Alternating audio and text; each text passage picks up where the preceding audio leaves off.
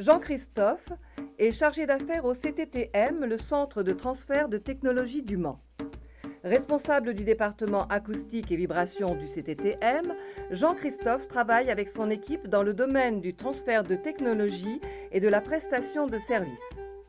Il élabore des offres technico-commerciales, assure le suivi technique, pilote les orientations de développement et participe aux réflexions sur les évolutions et choix stratégiques de l'entreprise.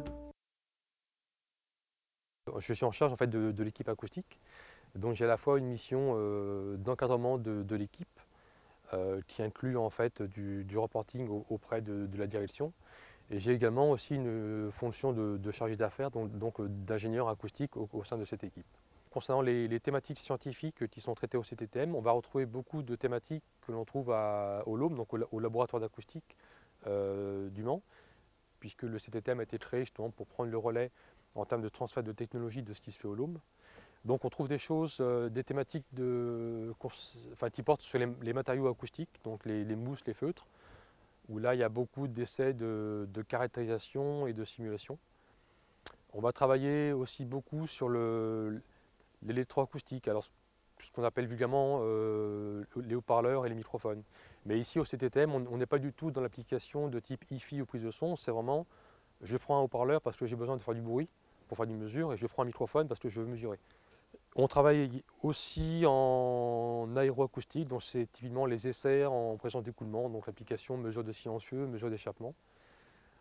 Et également ce qu'on appelle la vibroacoustique, donc là c'est les phénomènes où il y a à la fois de l'acoustique et des vibratoires, donc c'est beaucoup de techniques de mesure qu'on trouve dans l'industrie, donc la tensimétrie, l'holographie, les mesures d'isolation acoustique. Il faut avoir je dirais, un sens pratique assez important. Parce que déjà, l'acoustique, c'est une science qui est quand même assez appliquée. Et en plus, au CTTM, nous, on a une vocation de transfert de technologie et de centre d'essai et d'expertise.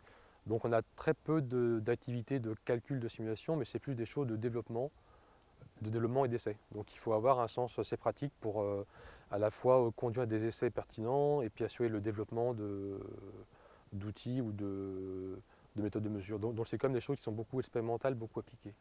En tant que centre de transfert, on est à la frontière entre la recherche et l'applicatif. Donc en fait, on va être moins théorique, moins fondamentaux que les gens qui sont enseignants-chercheurs, mais on est plus en amont que les personnes qui travaillent dans l'industrie, puisqu'on peut se permettre en fait une certaine liberté de recherche ou d'innovation sans avoir des contraintes propres à certains secteurs de l'industrie. Et l'autre intérêt que je vois aussi au CTTM, c'est qu'on travaille pour des secteurs très très différents, puisqu'on va travailler pour des gens de l'aéronautique, du spatial, de l'automobile, du ferroviaire, du naval, du bâtiment, donc on touche un peu tous les secteurs.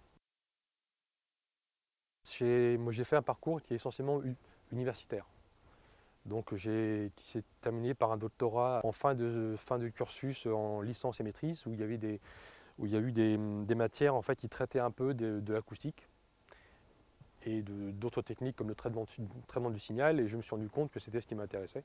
Donc c'est ça qui a motivé ma décision de postuler en fait, en DEA d'acoustique au Mans. Le DEA en fait, a fourni une base théorique sur plusieurs secteurs de l'acoustique, sur plusieurs thématiques de l'acoustique, et les années de test, qui sont à la fois une formation et un premier travail, en fait, ont fourni une aptitude à être autonome dans son travail, en ayant de la rigueur, de faire de la bibliographie si besoin, en ayant du recul aussi. En fait, les années de test, ça permet d'assimiler beaucoup de choses qu'on voit du point de vue théorique en DEA.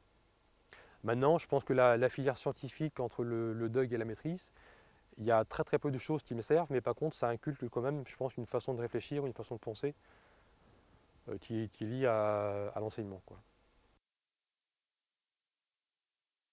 On a déjà une bonne formation quand on sort d'une thèse en acoustique, et du fait de l'activité qu'on a tous les jours qui est très très diversifiée, très différente d'un jour à l'autre, on a une formation sur le tas qui est assez intéressante. Donc du point de vue technique, on n'a pas tellement besoin de demander des formations techniques. Et en fait, à mon poste de responsabilité, les choses que je fais ou que j'ai fait par le passé ou que je ferai peut-être plus tard, c'est plus des formations qui sont liées soit sur des formations pour assurer du management, pour assurer de la veille technologique ou des formations en gestion ou en connaissance des entreprises qui sont plus en fait des choses qui sont liées à la fonction d'encadrement.